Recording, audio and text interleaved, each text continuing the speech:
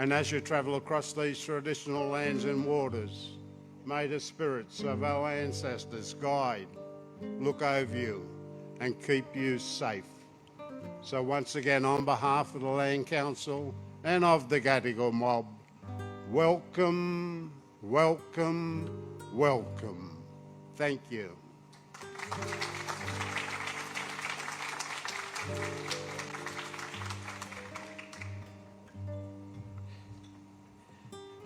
Thank you, Uncle Alan, for that welcome to country. It is always hard to follow, but welcome to all to the inaugural Raisina at Sydney. I'm Justin Bassey, the Executive Director of the Australian Strategic Policy Institute. I too would like to acknowledge the traditional custodians of the land on which we are meeting, the Gadigal of the Eora Nation, and I pay my respects to the elders past, present and emerging. I would also like to acknowledge a number of dignitaries here today.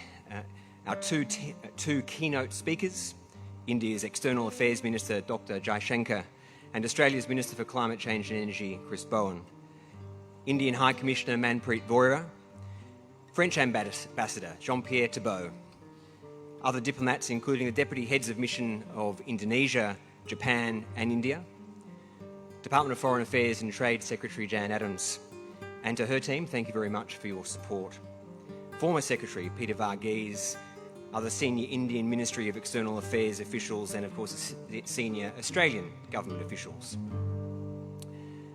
The first Raisina in Australia demonstrates how far the relationship between our two countries has come in recent years. Not only does it bring together our two leading think tanks, the Australian Strategic Policy Institute and the Observer Research Foundation, it also signals the extent to which Australia and India increasingly stand for many of the same ideals: a free and open region, economic prosperity, and a rules-based order.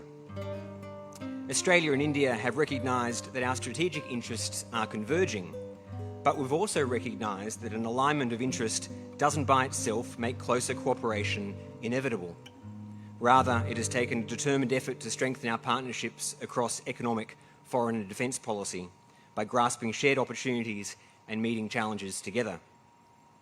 Many people in this room have contributed to that effort, and no one has done more than Dr. Jaishankar himself. We've seen the bilateral relationship prosper, and we've seen the Quad re-emerge, reaching Foreign Minister level in 2019 and then leader level in 2021. The Quad leaders meeting to be held in Australia this year will continue to reinforce the significance of the relationship for each of our countries and our entire region. Today's event is a curtain raiser for the Raisina Dialogue, which will be held next month in Delhi. Having commenced in 2016, Raisina has quickly become the region's premier conference on geopolitics and geoeconomics, so it is with pride that we have brought it to Australia. It is also a prelude to ASPI's Sydney Dialogue, which, while a little more youthful than Raisina, is building a reputation as the foremost international forum on critical and emerging technologies. While the phrase think tanks conveys an image of deep thoughts of abstract theory, ASPI and ORF coming together for Raisina at Sydney shows that think tanks like ours are increasingly aware that thinking without doing and idealism without pragmatism is ineffective in our era of intense competition. It reflects that our regional and global challenges require not just theory, but strategy that can be practically implemented. At ASPI, we have proudly established an India program with critical support from DFAT and others, with the key being practical engagement with India at government, industry and civil society levels to further strengthen our ties. With India as G20 president this year, it is vital to both our nations' interests that we work together to advance a region where countries are sovereign and resilient, with a strategic balance that deters aggression and coercion and encourages cooperation. The Australia-India relationship shows that differences can be managed through dialogue, that hesitations of history can be overcome if there is sufficient trust between our political systems, and that practical cooperation can deliver real benefits to our nations and our region. Intimate dialogue, increased trust and practical collaboration sums up the India-Australia partnership today. The long-standing view of Australia as a middle power and India as a developing one has transitioned into Australia as a regional power and India as the next superpower, with particular potential in advanced technologies that will be vital both for strategic balance and global influence. Whether we are responding to global events like the COVID-19 pandemic, working together on climate and energy security policies, identifying ways to enhance our economic security, protecting ourselves from national security implications of critical technologies, or countering interference in our democratic institutions and sovereignty, the Australia-India relationship is now more important than ever for ourselves and the region. Raisina at Sydney is a forum to tackle all of these challenges and to discuss how we can substantively respond as part of the next chapter in this increasingly entwined and aligned relationship. I thank Minister Jaishankar for working with ORF and ASPI and having the ambition to make this special event happen. I also thank the Australian Government for its support, and specifically Minister Bowen, whose participation shows the breadth of the bilateral relationship across the spectrum of international and national security issues, including climate and energy. And speaking of energy, I am grateful to Dr. Samir Saran and in awe of his indefatigable character. And I thank all of you for coming to turbocharge the relationship for the stability and prosperity of the region. I would like to express my thanks to those who have travelled from both interstate and abroad, particularly, of course, from India, but also other countries, including Singapore and the United States, a truly Indo-Pacific conference. With that, it is my absolute pleasure to introduce Minister Jaishankar to open the dialogue.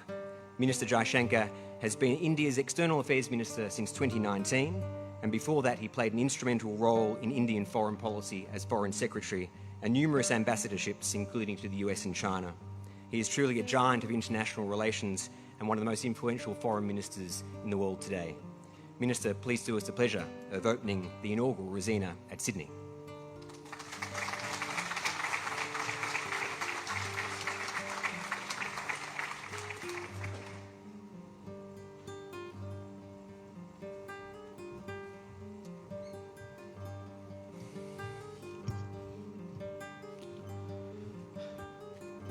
A very good afternoon to all of you. Justin, Samir, Minister, colleagues and friends. It's really a pleasure to be with you this afternoon, and I think as Justin pointed out, this is an occasion for the Raisina dialogue to step beyond the shores of India. And in the room today, I mean, there could be a few others, but I think Samir and I could claim to be present at the inception of Raisina dialogue. It's a little bit like watching your kid go out of the country and you have a interest, you have a sense of pride, and really thank you very much for partnering us in this enterprise. And I hope in the coming years that this would become the premier India-Australian forum where we can discuss issues of common interest. Now, we all, you spoke about it as a curtain raiser, and so in a sense, I would like to share with all of you some of the issues which would happen at the beginning of next month in Delhi. Let me first say that at this time it's important we all appreciate that the larger outlook as we see the world is one of great uncertainty, a lot of unpredictability, new players, new behavior. And by the way, I'm talking about the Delhi test between India and Australia. Now, this applies to some degree to the world scenario as well. And if we put together really the cumulative impact of 3 years of COVID, the damage that it has done to the global socio-economic fabric, the year of the Ukraine conflict, the knock-on effects, the fuel, food, fertilizer, trade disruptions, the shortages it has created, the uncertainties it has enhanced. And then take some of the perennial challenges which pre-existed. Climate. Now, climate was a growing concern. I think in the last few years, what we thought the future portended has actually happened to us. So we are witnessing climate events on an increasingly larger, more catastrophic scale. And in fact, today in any global risk assessment, I would say building in a climate calculation is very much a part of that. And there are the other concerns about terrorism, concerns about maritime security. There are also growing concerns about financial sustainability. I think there are more than 70 countries who have or are engaging the IMF in terms of stabilizing their national finances. And unlike in the near past, many of these are not low-income countries. Some of them are middle-income countries. So I think even an optimistic view of the world would be reasonably pessimistic at this point of time.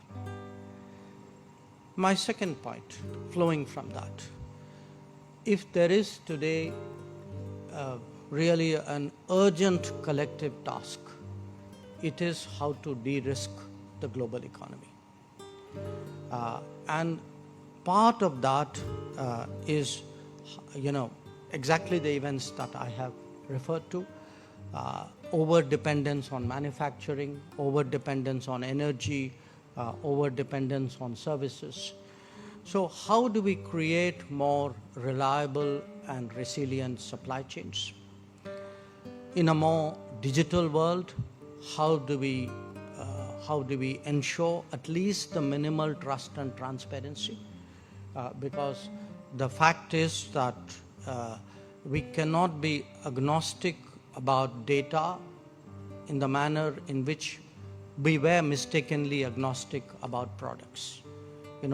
Where my data resides, who processes it, what do they do with it, how do they extrapolate it, matters deeply to me.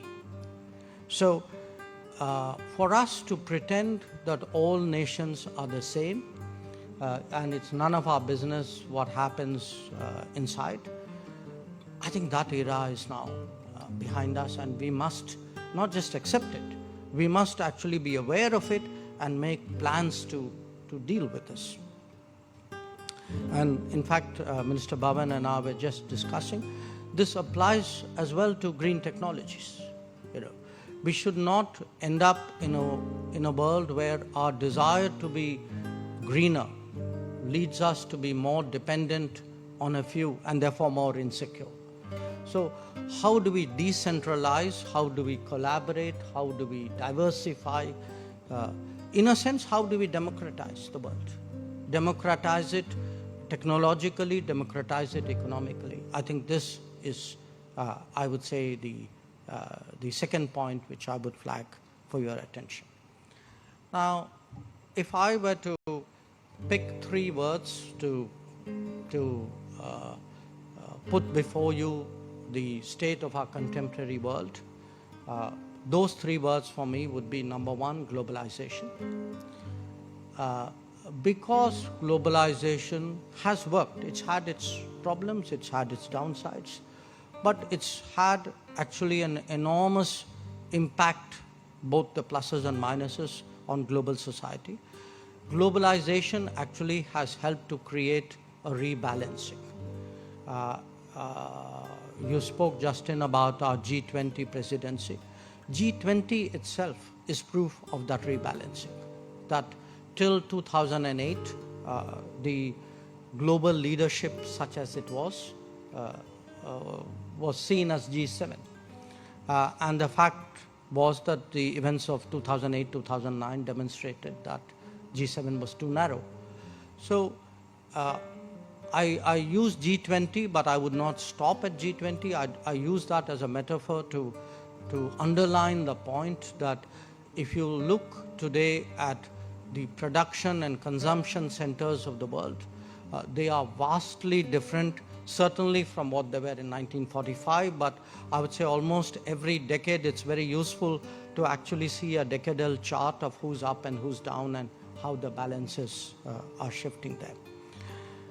And flowing from that rebalancing today is, and I use the word present continuous here, is actually creating an emerging multipolarity. That there will still, I mean, the United States, to my mind, has been the premier power in the foreseeable future. I still see it as the premier power. And clearly the rise of China, the share of China in global economy, in global technology, in global influence, these are undeniable factors. But the fact is that in the, let us say, let's take this decade, you're clearly going to see many more powers who will have more influence on global debates and global outcomes than they did before. And to my mind, certainly some of them would be sufficiently separated from the rest of the herd to be seen as a pole, and therefore you will have multipolarity. Since Brexit, there's obviously been a very intense global debate about globalization. And President Trump's election sort of intensified that debate, if I can put it that way. But to my mind, you know, it's not an issue of is globalization good or bad. You can't turn it back. It's there for real. It's hardwired into our existence. The issue is really what's the right model of globalization. That is it a model which is fairer, which is fairer within societies, fairer between societies? Is it a model where the benefits exceed the vulnerabilities? Because that is today also a very important downside of globalization. So I think that's, to my mind, actually a key global debate. So one is de-risking the global economy, but the second really is the model, the preferred direction of globalization that a lot of countries want to see. Now, in a changing world, obviously there will be new conversations. And among the conversations we are seeing are those of the importance of values, of beliefs, of ideologies, not just in a very antiseptic way of interests.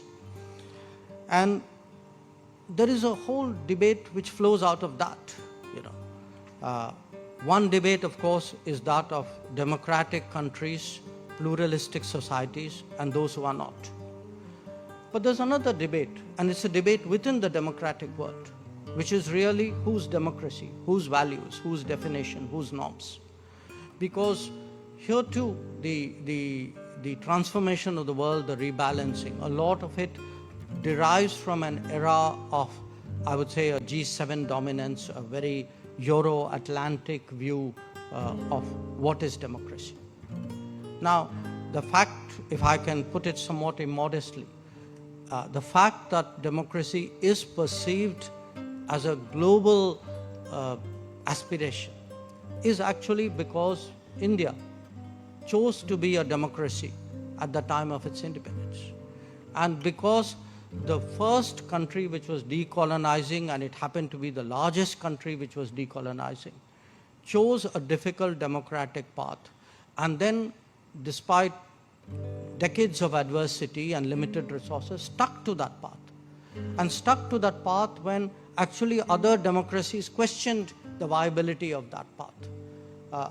That today is very much, I think, at the center of a debate and a conversation that we must have on democracy. That there are practices and beliefs and cultures which are relevant to how democracy is actually executed and improved. My next point, of course, is the welfare of the world. And here again, the fact that the capacities of some countries are not what they used to be is a very relevant factor. I particularly refer here to the United States.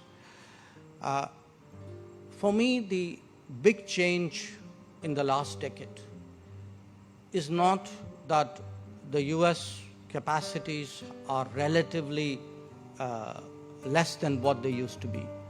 It is that the US is actually getting into a mindset where it's aware of that limitation and is open to working with like-minded partners to address it.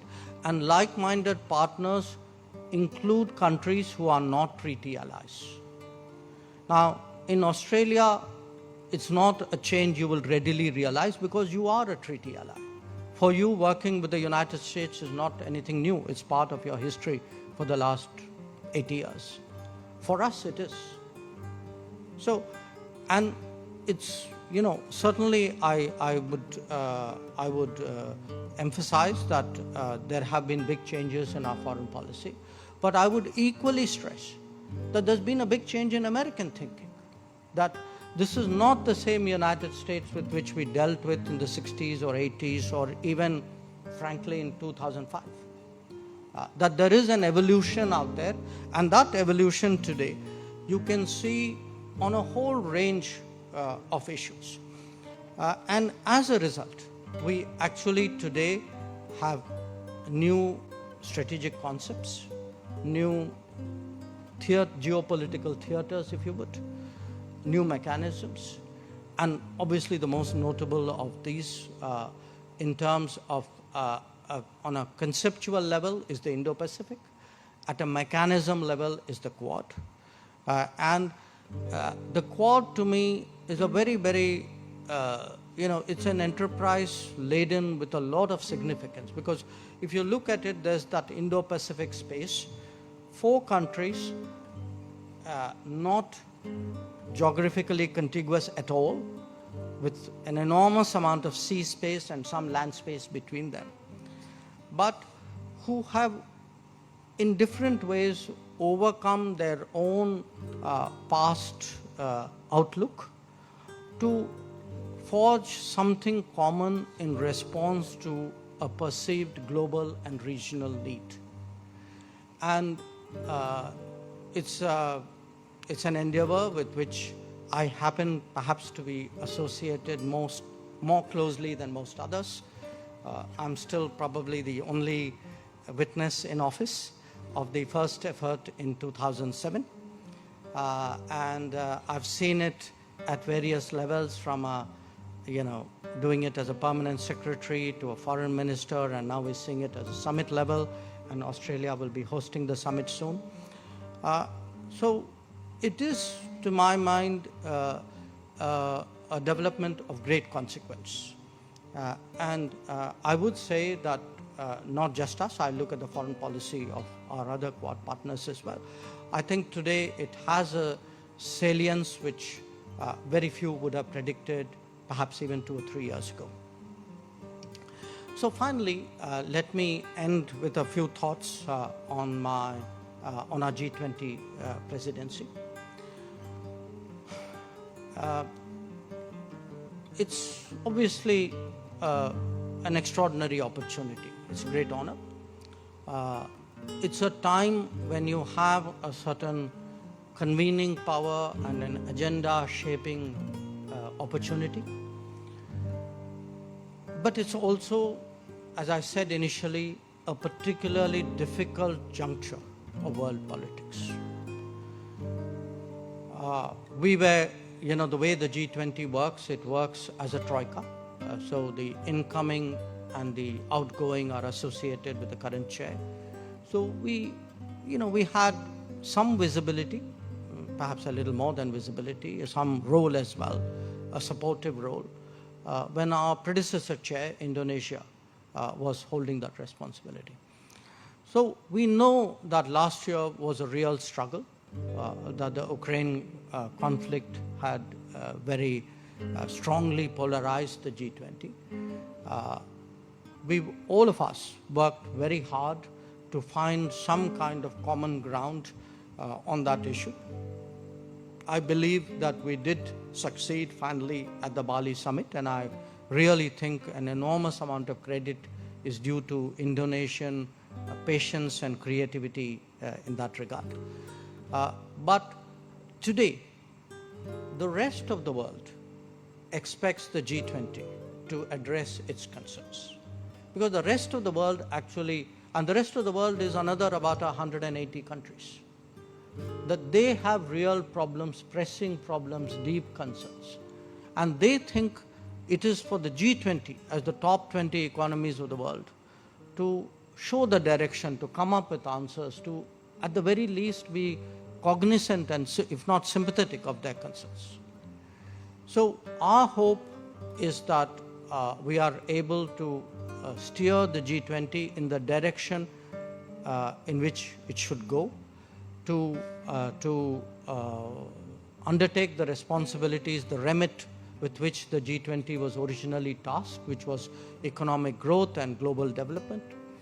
And we are doing this not as just as a, shall I say, feeling the vibes from the rest of the world. We actually did it as a practical, empirical exercise in the month of January. We actually consulted 123 countries, and consulted means at the level of Prime Minister himself and cabinet ministers. We have a good sense today by asking the world, literally asking the world, saying, here we are with this responsibility. What is it which is uppermost in your mind? What is it which is your most pressing concern? And what can we do about it? So today, I just conclude by saying that I had the pleasure of meeting the Prime Minister this morning, of spending time with my counterpart, Penny Wong, this afternoon. I think from what I can see, the Australian view is very much aligned with the thinking which I have put forward. For me, this relationship is exceptionally important, and I can only underline that by the frequency of my visits, that it is exceptionally important.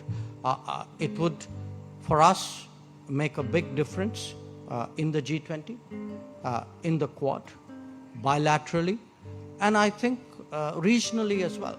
You know, I'm coming here after spending 3 days in Fiji, so do bear in mind that the India that I represent today is also an India whose influence and interest and footprint is growing in the world.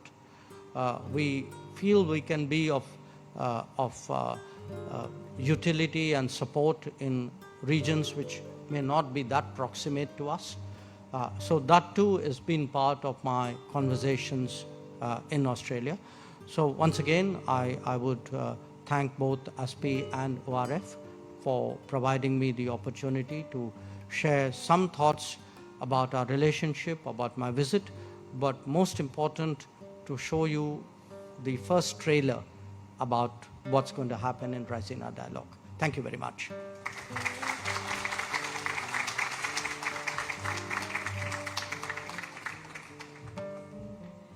Thank you, Minister. Very much appreciated for taking us through the lens of India and a little snapshot of what's to come in the coming weeks.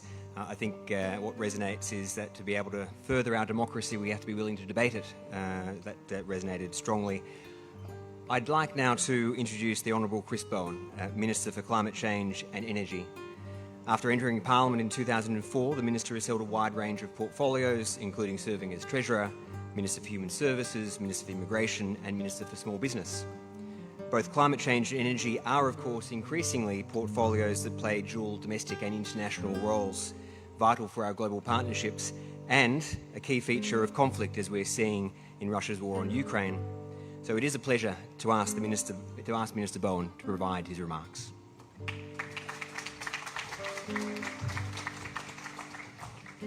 Thank you very much. Outside that window, 235 years ago, 11 ships sailed through those magnificent heads. And the lives of a woman called Barangaroo, who we now honour just near here, and her husband, Benelong, who's honoured by the name across the way, changed forever. And the lives of all our First Nations people changed forever on that day, which we must acknowledge as we celebrate their elders past, present and emerging. And of course, later this year, our country will have the opportunity for our most important ever act of reconciliation, recognising our First Peoples in our Constitution and providing them with an enshrined voice to Parliament. And that's an opportunity for Australia to show ourselves and to show the world that modern Australia honours and cherishes our First Peoples, and it's important to our country to partner with them as we work to eradicate disadvantage. Well, thank you, ASPI and ORF for convening this important and inaugural Raisina at Sydney Dialogue. And at the outset, can I acknowledge my colleague, Dr. Jaishankar. Now, Dr. Jaishankar, you are not only the Foreign Minister of an important friend, but you should be acknowledged as one of the most thoughtful and impactful thinkers and thought matters on matters relating to our complicated region. And we've heard some of those thoughts today. And your book, The India Way, Strategies for an Uncertain World, is important not just for those of us with a deep interest in India, but all of us with an interest in the role of middle powers in a time of bipolar geopolitical contest. So if you haven't read Dr. Jaishankar's book, I highly recommend it. It's a very good read. And the fact that this is your second visit to Australia in just 6 months, I think underlines the importance you place on the relationship, which we deeply respect and we deeply acknowledge. The Prime Minister is very much looking forward to his bilateral visit to India in March, and I predict discussions on climate and energy will figure prominently in discussions between Prime Minister Modi and Prime Minister Albanese, which of course I'll very much welcome. Now, this is an excellent year for India to chair the G20 and, from my point of view, importantly also chair the Clean Energy Ministerial, an important partnership of the world's key economies working together to accelerate the global energy transformation. It's a very important meeting. 6,000 delegates usually attend the Clean Energy Ministerial. It'll be a very big meeting. Now, there's some disagreement amongst statisticians about whether India has just become the world's most populous nation or is about to become the world's most populous nation in the next month or so. But either way, India is taking its place at the top of the global population mountain. And the theme of India's G20 presidency, Vasudhaiva Kudumpakram, One Earth, One Family, One Future, to me is an indication of the importance India is going to place on interconnected sustainability. And of course, there's no more important element to interconnected sustainability than ensuring that we are tackling climate change. And I want to acknowledge the enormous effort that I know India is putting into the meeting of the first Energy Transition Working Group. My officials just returned from India just this last week for planning meetings, and they've reported to me just how much effort, as we would know and expect, G20 Chair India is putting into their role as host. And I'm very much looking forward to attending not only the Clean Energy Ministerial and G20 Energy Ministers meeting in Goa, but also the G20 Environmental Ministers stream in Chennai a little while afterwards. I want to make this point very clearly, as I have directly with Minister Jaishankar earlier. There is no stronger supporter of G20 chairmanship by India than Australia. We will support you in every way possible and in partnership with you in this important role. And I welcome Minister Puri's message at the India Energy Week just last week that India will use the presidency not only to give resonance to the voice of developing and underdeveloped countries, but also, and I quote, highlight the common concerns of energy security, energy justice and sustainable energy transition so that developing countries can gain reliable and clean energy. And of course, we very much welcome that. Because when it comes to the response to the climate crisis and the massive energy transformation, I see Australia and India as key and increasingly important partners. The partnership has already begun. I had the privilege of co-chairing with Minister Bhupender Yadav the climate finance negotiations at COP27 in Sharm el-Sheikh. A critical piece of work, and I'm glad we were able to make some progress, Minister Yadav and I, in chairing those conversations. And Energy Minister R.K. Singh came to Australia just 6 months ago, very shortly after our election. I think he was my first bilateral visitor, and he attended the Sydney Energy Forum, and we also engaged in the first ever Quad Energy Ministers meeting during his presence. And I was impressed by RK's incredible focus and thought leadership on the important matter of improving solar panel efficiency.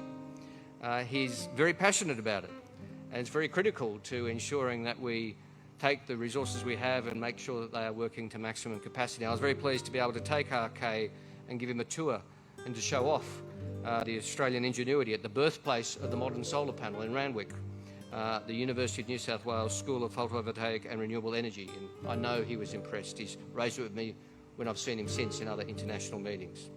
So India's chairmanship of the G20 and hosting the CEM is an important opportunity to take our partnership and, speaking frankly, India's level of climate leadership to new levels.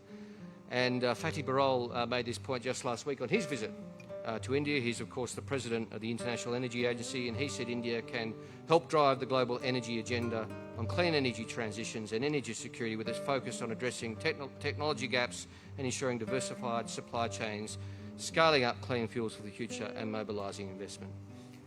Now, I'd like to, in the time available to me today, focus on two matters which I think will be very important for the world this year, very important for Australia, very important for India's chairmanship of G20, and important for both our countries.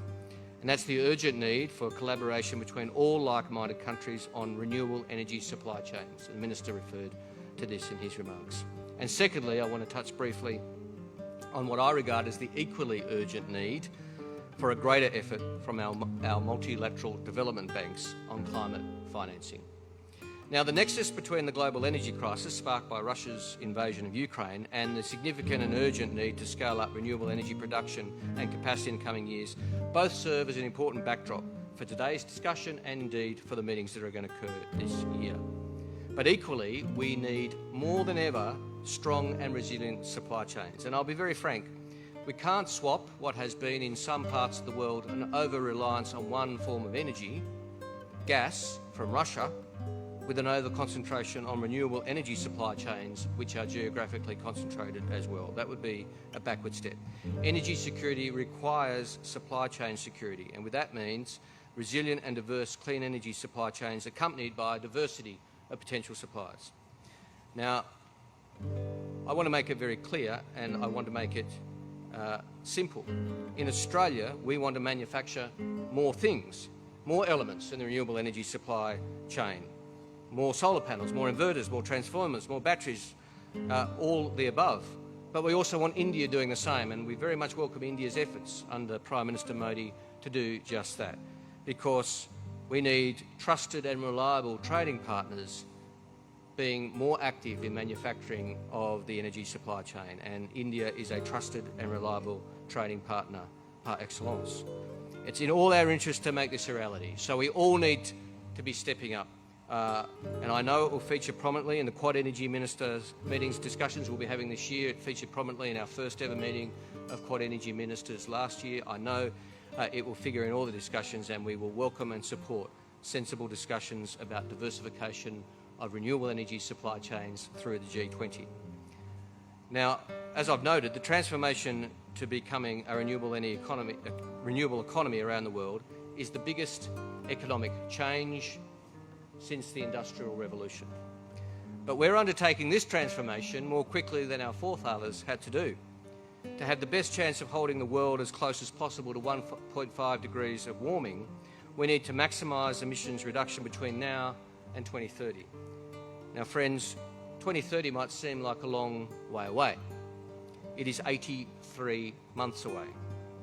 That is not long. To engineer this massive economic transformation in this short period of time, we are going to need to be all in. Governments of all levels, national, regional and local, that's certainly the case in Australia and I believe the case in India. Civil society, trade unions, industry, all of us coming together on this massive transformation. But importantly also, multilateral development organisations. Multilateral development banks cannot be passengers on this journey. We need them stepping up much more. At COP27 in Egypt, in my national statement, I made the point that our international financial architecture was built for a different time and is in need of modernisation. And I was pleased that the cover decision from Sharm el-Sheikh reflected this and included a reference to multilateral development banks to define a new model fit for purpose of addressing the climate emergency.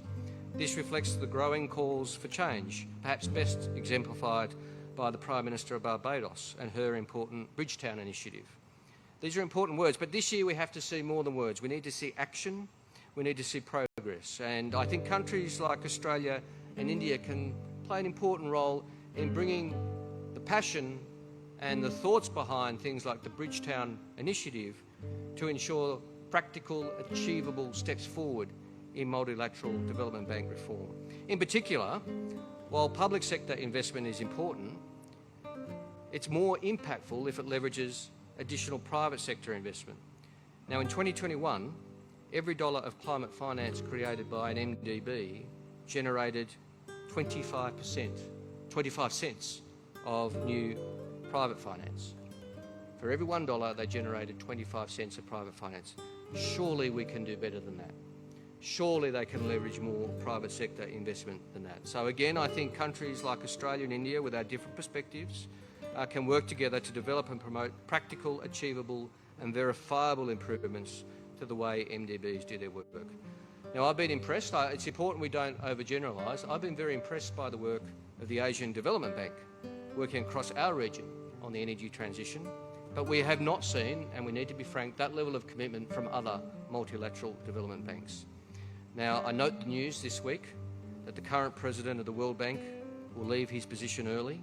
This provides an opportunity to reset the leadership of the bank and ensure the centrality of the climate challenge at the core of their work. Now, of course, neither the G20 nor the COP are decision makers when it comes to MDB governance. That's a matter for their respective boards. But both the G20 and the COP are unparalleled opportunities for like-minded countries to make their views and expectations crystal clear.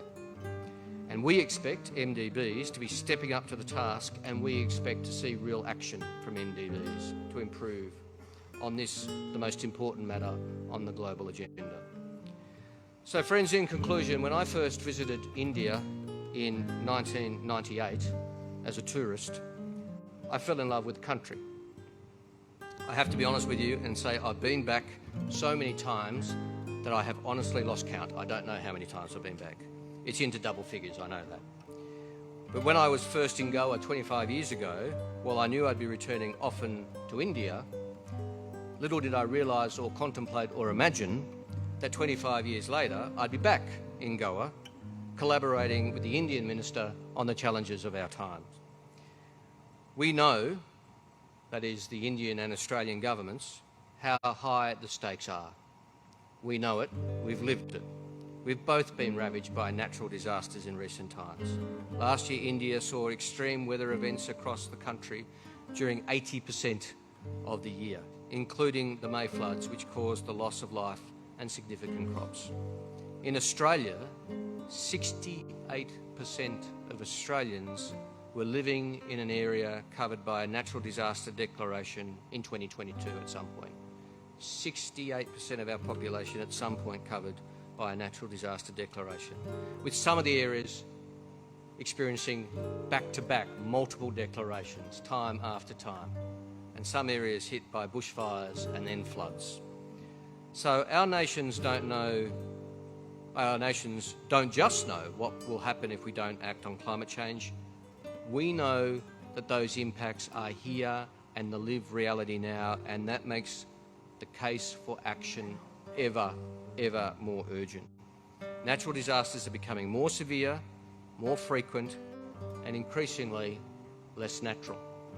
And of course, that's before we even get to the matter of daily heat.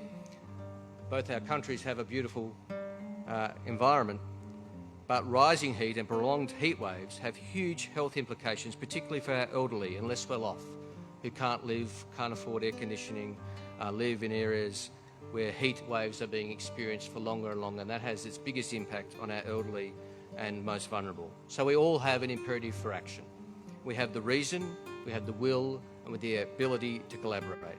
And 2023 will be a key year for collaboration between India and Australia, and I look forward to doing much more of that this year. Thank you for your time.